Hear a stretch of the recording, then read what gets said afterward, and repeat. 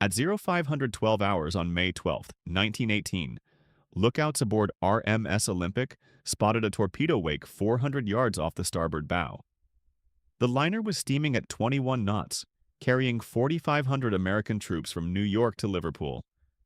Her captain, Bertram Hayes, had 7 seconds to make a decision. 7 seconds to choose between attempting to turn away from the torpedo or turning into it. He turned into it. Hayes ordered hard to starboard, aiming the ship's bow directly at the torpedo's point of origin. The maneuver was counterintuitive. Every instinct suggested turning away from danger. But Hayes understood submarine tactics. The torpedo had been launched from ahead and to starboard. The submarine that fired it was still there, submerged, probably reloading. If Olympic turned away, presenting her long flank, the submarine would have time to fire again, at a target 882 feet long and 92 feet wide. If Olympic turned toward the attack, she would close the distance before the submarine could reload. The torpedo passed down the starboard side, missing by 30 feet. Olympic continued her turn, building speed. Her 4 screws drove 23,000 tons of steel and machinery toward the disturbance in the water where the torpedo had originated. Lookouts reported a periscope. The submarine had remained shallow, attempting to track Olympic's maneuver. This was a fatal mistake. Olympic struck the submarine at 21 knots. The impact occurred at 0519 hours, 7 minutes after the initial sighting. The liner's reinforced bow, designed to break ice in the North Atlantic, hit the submarine just aft of the conning tower. The collision crushed the submarine's pressure hull. Metal screamed. Water flooded internal compartments. The submarine rolled, broke apart, and sank. Survivors later identified the vessel as U-103, a German submarine displacing 837 tons and carrying a crew of 39 men. No survivors were recovered. Olympic proceeded to Liverpool with minor damage to her bow plating. She had become the only merchant vessel in history to sink an enemy warship by ramming. But this achievement was not surprising to those familiar with her service record. RMS Olympic had been operating in war zones for 4 years. She had transported hundreds of thousands of troops across submarine-infested waters. She had survived multiple torpedo attacks. She had pioneered tactics that would be adopted across the Allied merchant fleet. She had earned the nickname Old Reliable through sustained performance under conditions her designers never anticipated. She had also survived longer than either of her sister ships, Titanic and Britannic, both of which sank before Olympic's wartime service began. Understanding Olympic's war record requires understanding what she was before the war changed everything. Construction began at Harland and Wolff Shipyard in Belfast on December 16, 1908. Olympic was the first of 3 Olympic-class liners designed to dominate the North Atlantic passenger trade. Her keel measured 882 feet 9 inches. Beam at the widest point was 92 feet 6 inches. Height from keel to boat deck was 175 feet. Displacement fully loaded was 46,328 tons, making her the largest moving object ever created at the time of her launch. The hull consisted of steel plates up to 1 1/4 inches thick, riveted to steel frames spaced on 2-foot centers. 15 transverse bulkheads subdivided the hull into 16 watertight compartments. Electrically operated watertight doors could seal these compartments in case of flooding. The design standard specified that the ship could remain afloat with any 2 compartments flooded. This was considered adequate for any plausible accident scenario in 1908. Propulsion came from 2 reciprocating steam engines and 1 low-pressure turbine. The reciprocating engines drove the wing propellers. The turbine, powered by exhaust steam from the reciprocating engines, drove the center propeller. Total output was approximately 50,000 horsepower. Maximum speed was 23 knots, though cruising speed was typically 21 knots to conserve fuel. Coal bunkers held 6,000 tons, sufficient for a transatlantic crossing with reserve. 29 boilers supplied steam. Each boiler contained multiple furnaces requiring constant attention from stokers. The engineering crew numbered nearly 300 men, working in shifts to maintain steam pressure, monitor machinery, and move coal from bunkers to furnaces. The work was hot, dangerous and essential. Without continuous firing, the boilers cooled, steam pressure dropped, and the ship lost power. Passenger accommodations reflected early 20th century class distinctions. First class occupied the choicest locations amidships, where motion was minimal. Cabins featured private bathrooms, electric lighting, and elaborate decoration. Second class received comfortable but less luxurious accommodations. Third class, primarily immigrants traveling to America, occupied spaces in the bow and stern where motion was greater, and amenities were basic. Total passenger capacity was 2,500, though typical voyages carried fewer. Olympic launched on October 20th, 1910. Fitting out continued through the following spring. She completed sea trials in May 1911, demonstrating adequate speed, maneuverability, and systems performance. White Star Line placed her in service on June 14, 1911, sailing from Southampton to New York via Cherbourg and Queenstown. The voyage was successful. Olympic had proven herself as the world's largest and most luxurious liner. Her second voyage was less successful. On September 20, 1911, while departing Southampton, Olympic collided with HMS Hawke, a Royal Navy cruiser.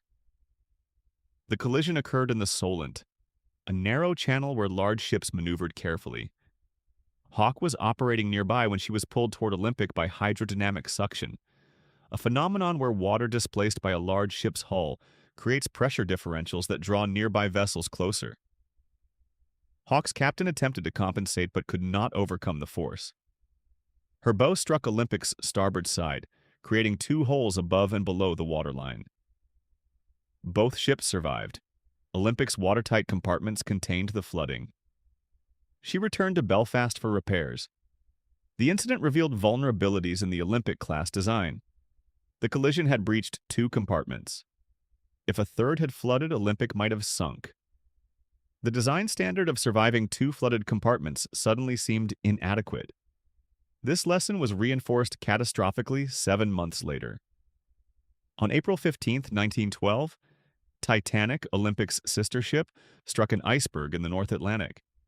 The iceberg opened a gash along Titanic's starboard side, flooding 6 compartments. The ship was designed to float with 4 flooded. She sank in 2 hours 40 minutes. 1,517 people died. The disaster shocked the maritime world and destroyed public confidence in large liners. Olympic was at sea when Titanic sank. She received distress signals and attempted to reach the site, but was too far away to assist.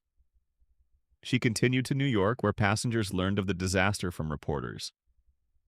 Olympic completed her voyage and returned to Belfast for modifications. White Star Line installed additional lifeboats, increasing capacity from 1,178 to 3,300. They added a double hull to portions of the ship to provide additional protection against collisions or groundings. They modified the watertight bulkheads, extending some to higher decks. These modifications improved Olympic's survival characteristics but added weight. Maximum speed decreased slightly. Coal consumption increased. But the ship was safer, which mattered more than performance margins in the aftermath of Titanic's loss. Olympic returned to service in April 1913. She operated successfully on the North Atlantic route for the next year. Then, in June 1914, war began in Europe.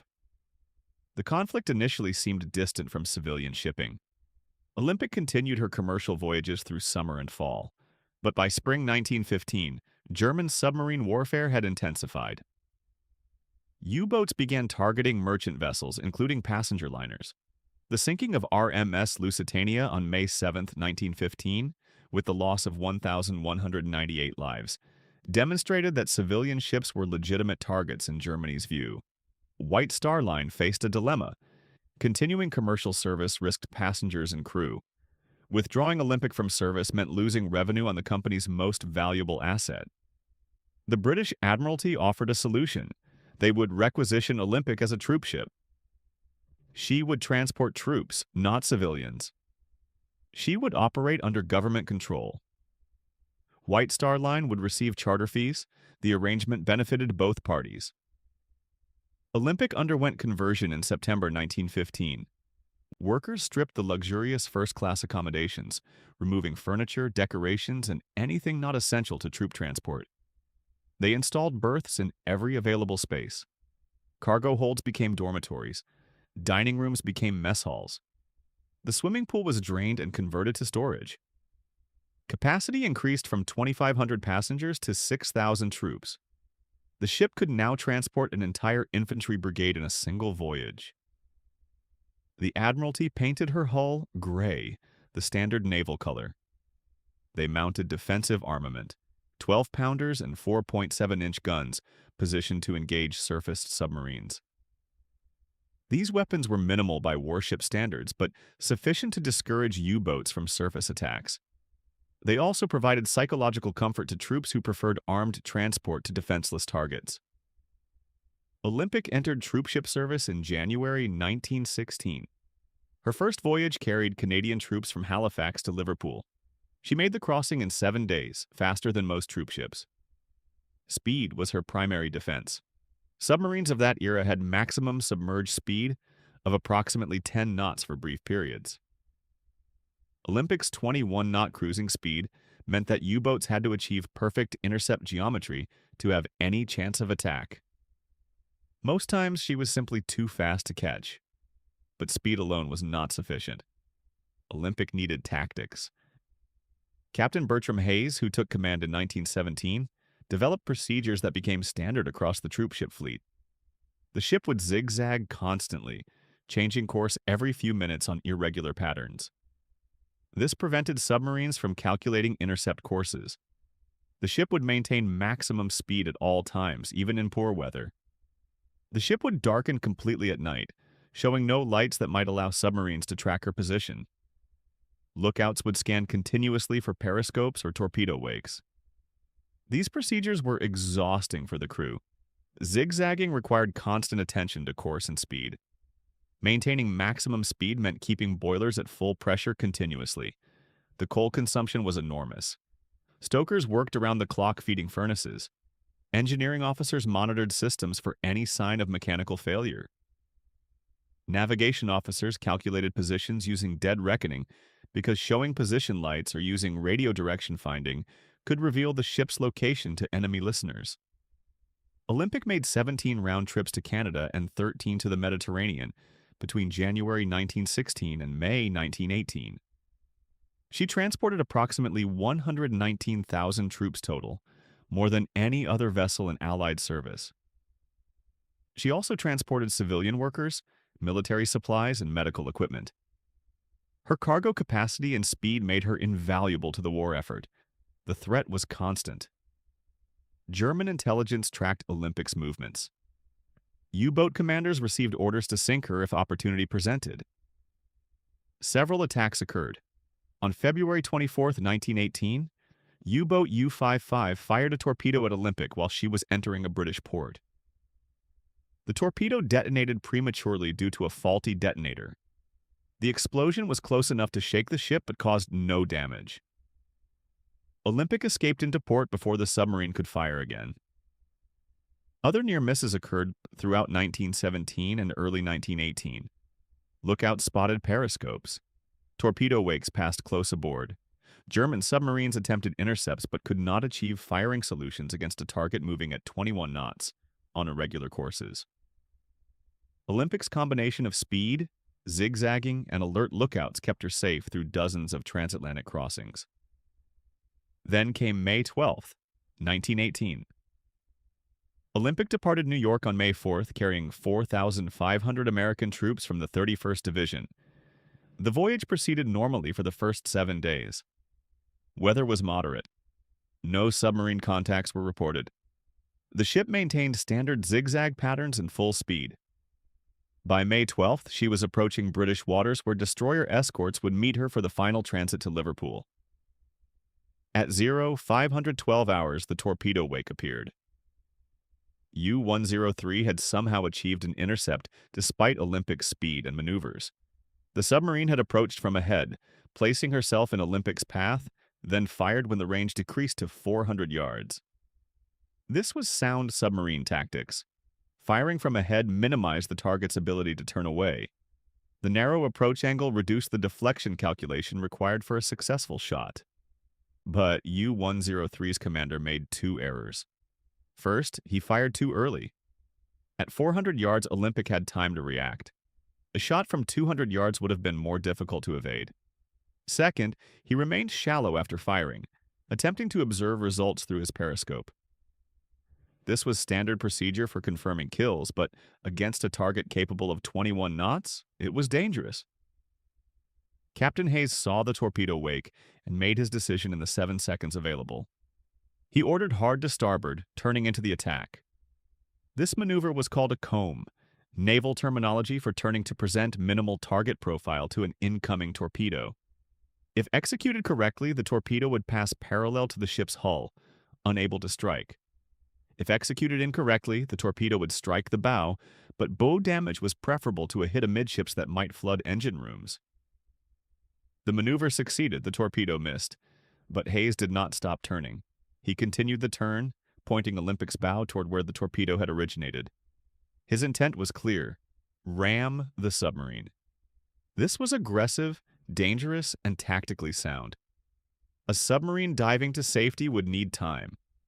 If Olympic could close the distance before the submarine submerged completely, her hull would strike the submarine structure. The collision might damage Olympic, but it would almost certainly destroy the submarine. Olympic's lookout spotted the periscope at 0515 hours. The submarine was still shallow, probably at periscope depth, attempting to assess whether the torpedo had hit. U-103's commander must have realized his danger seconds before impact. He would have ordered crash dive, flooding ballast tanks to force the submarine deeper. But submarines of that era were slow to dive. 20 to 30 seconds were required to submerge from periscope depth to safe depth.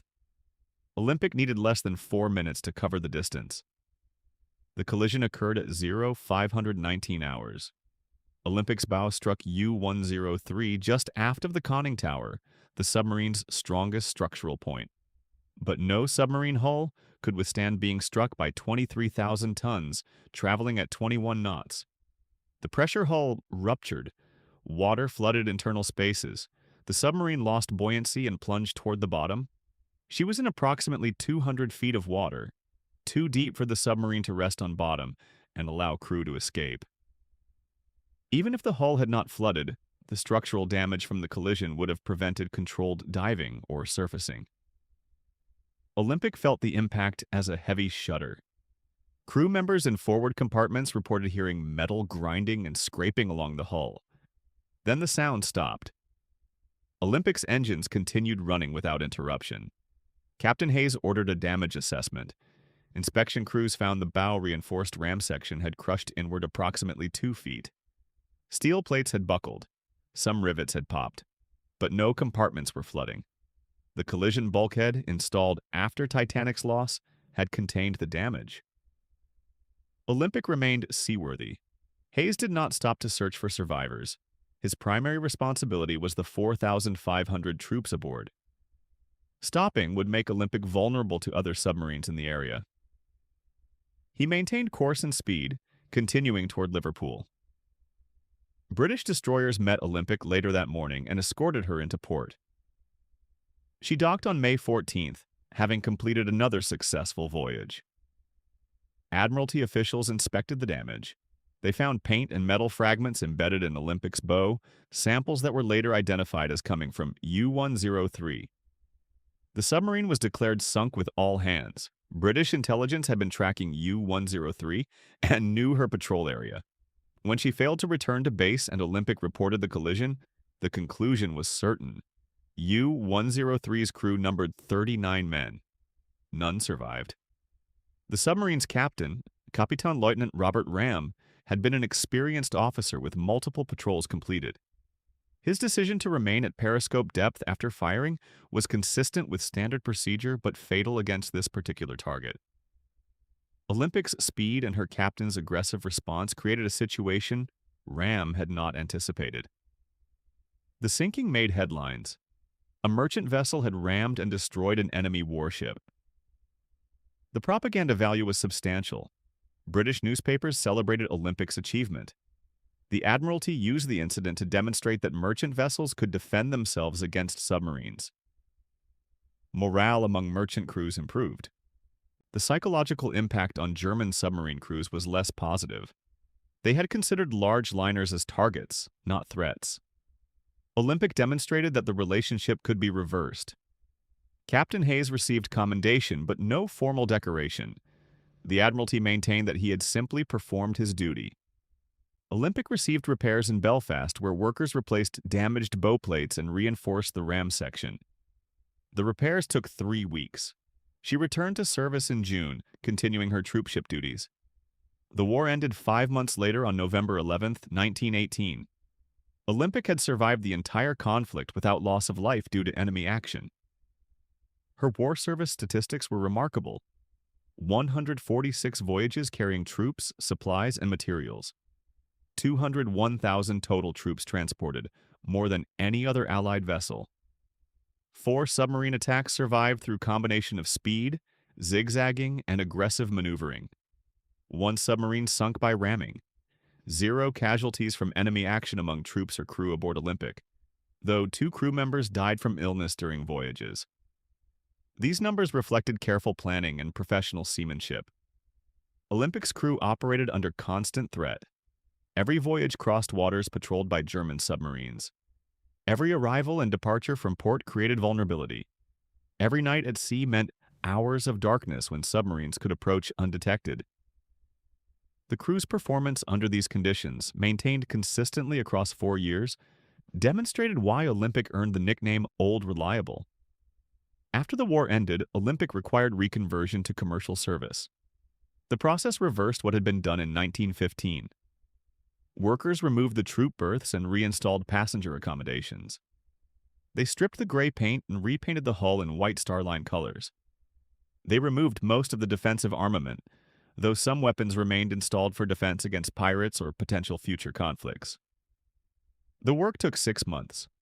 Olympic returned to civilian service in June 1919. She operated commercially for the next 16 years. The North Atlantic passenger trade recovered from the war slowly. Immigration restrictions reduced third-class traffic. The 1929 stock market crash and subsequent depression reduced first-class traffic. Competition increased as new liners entered service with modern amenities Olympic could not match. By the mid-1930s, Olympic was outdated. She consumed too much coal compared to newer diesel-powered vessels. Her machinery required constant maintenance. Her accommodations seemed old-fashioned compared to recent construction. White Star Line decided to withdraw her from service. In March 1935, Olympic made her final commercial voyage from New York to Southampton. She had completed 596 Atlantic crossings during her commercial career. She had carried thousands of passengers. She had survived collision with a warship, 4 years of submarine warfare, and decades of routine operation. But economic reality outweighed historical significance. Maintaining a 47-year-old coal-burning liner was not financially viable. Olympic was sold for scrap in April 1935. The buyer paid £447,500, a fraction of her original construction cost, but appropriate for a vessel at the end of her useful life. Demolition began at Jarrow Shipyard. Workers cut away the superstructure, removed machinery, and dismantled the hull section by section. The process took 2 years. By 1937, nothing remained except components sold for reuse. Her fittings, fixtures, and decorative elements appeared in hotels, restaurants, and private collections. Her steel went to foundries for recycling. No effort was made to preserve her. In 1935, ship preservation was not common practice. Olympic was industrial equipment that had outlived its economic usefulness. Her historical significance as the only merchant vessel to ram and sink a submarine was noted but not considered sufficient to justify preservation costs. Her war service had been remarkable but was now 20 years past. The decision to scrap her seemed reasonable at the time. From a modern perspective, the loss seems unfortunate. Olympic was the only Olympic-class liner to survive. Titanic sank in 1912. Britannic struck a mine in 1916 and sank in 55 minutes. Olympic alone completed her intended service life. She was the only example of early 20th century superliner design that remained intact through both peace and war. Preserving her would have provided unique insight into maritime technology and operations, but preservation would have required resources and space that did not exist in 1935 Britain. The country was in economic depression. Unemployment was high. The government had no funds for museum ships. Private preservation was not feasible for a vessel displacing 46,000 tons. The decision to scrap Olympic was economically necessary, even if historically regrettable. What remains is documentation. Photographs show Olympic at various stages of her career. Plans and specifications exist in maritime archives. Crew accounts describe conditions aboard during wartime service. Admiralty records document her performance and the U-103 sinking. These materials allow reconstruction of Olympic's story, even without the physical vessel. That story reveals several aspects of early 20th century maritime operations. Olympic was designed as a luxury liner for a peacetime market. When war came, she adapted to military service. Her size, speed, and cargo capacity made her valuable despite lacking warship characteristics. Her crew developed tactics appropriate to the threat environment. Her captain made aggressive decisions that turned defensive capabilities into offensive action. The combination allowed her to survive and succeed under conditions her designers never anticipated. The U-103 sinking illustrated this adaptation. Olympic was not designed to ram submarines. Her reinforced bow was intended for ice, not combat. But when circumstances required aggressive action, her structure proved adequate. Captain Hayes's decision to ram rather than evade was not standard procedure. Most merchant captains would have turned away, accepting that evasion was their only defense. Hayes understood that Olympic's size and speed created offensive potential. He exploited that potential in the 7 seconds available for decision. This kind of aggressive merchant vessel defense was rare but not unique. Several incidents during World War I and World War II involved merchant ships ramming submarines. Most such attacks failed because submarines were small, maneuverable, and could dive quickly.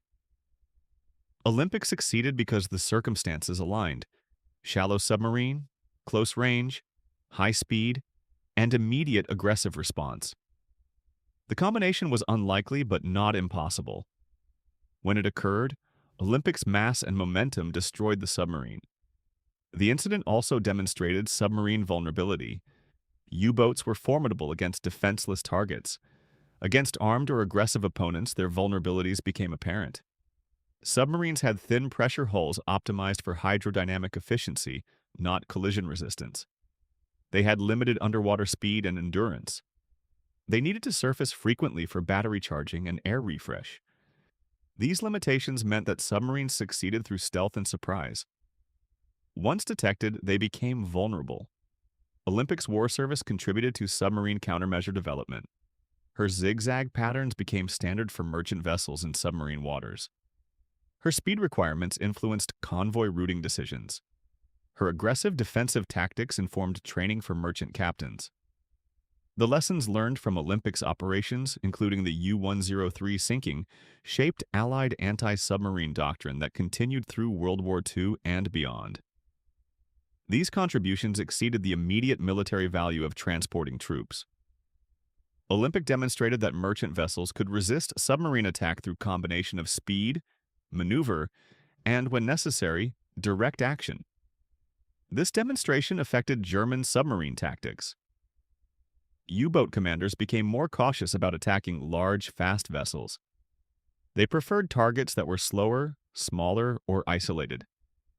This caution reduced the threat to major troop ships and allowed more efficient troop movements. The cumulative effect on the war was significant. American forces deployed to Europe in 1917 and 1918 required transportation across the Atlantic. Moving entire divisions meant transporting tens of thousands of men with their equipment. Olympic's capacity and speed allowed rapid deployment. Her safety record encouraged troops and their families.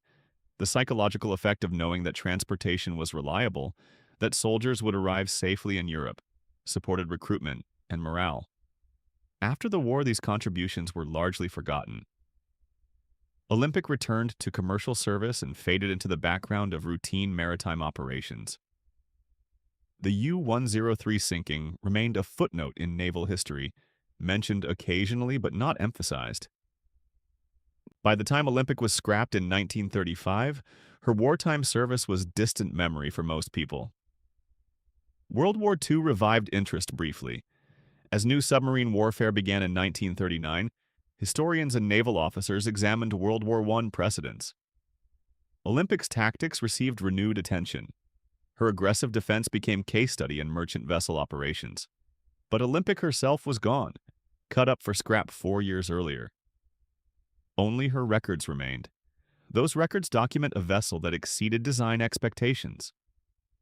Olympic was built to carry passengers across the Atlantic in luxury. She ended up transporting soldiers across submarine-infested waters in wartime. She was designed to avoid hazards through careful navigation. She ended up ramming and sinking an enemy submarine. She was expected to last 25 years in commercial service.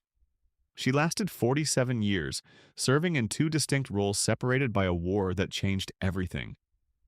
Her sister ships had different fates. Titanic sank on her maiden voyage, remembered forever for disaster. Britannic served briefly as a hospital ship before striking a mine and sinking.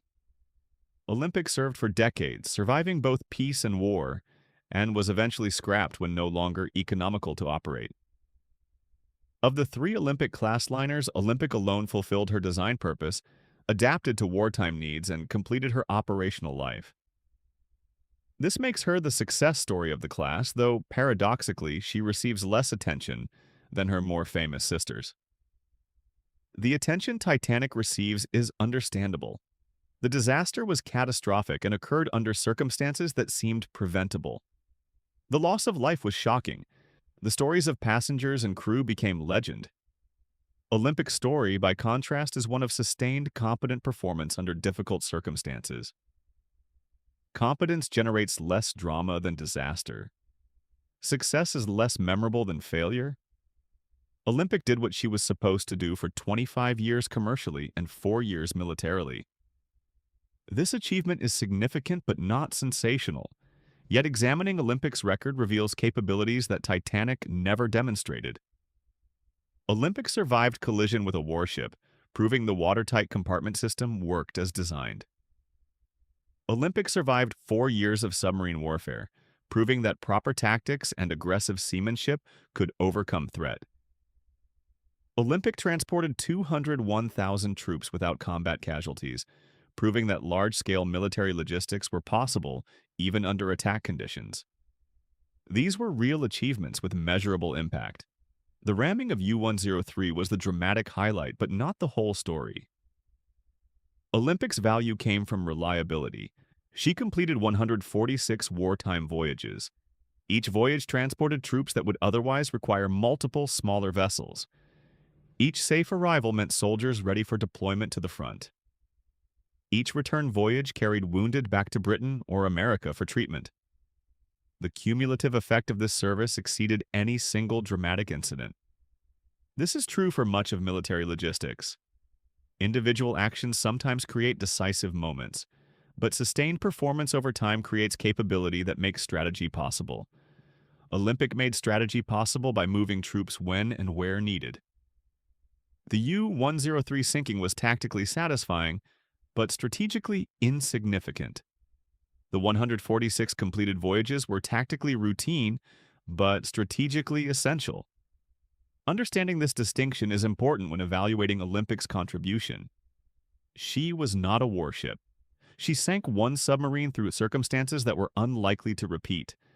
But she was a successful military transport that enabled American deployment to Europe in sufficient numbers to affect the war's outcome.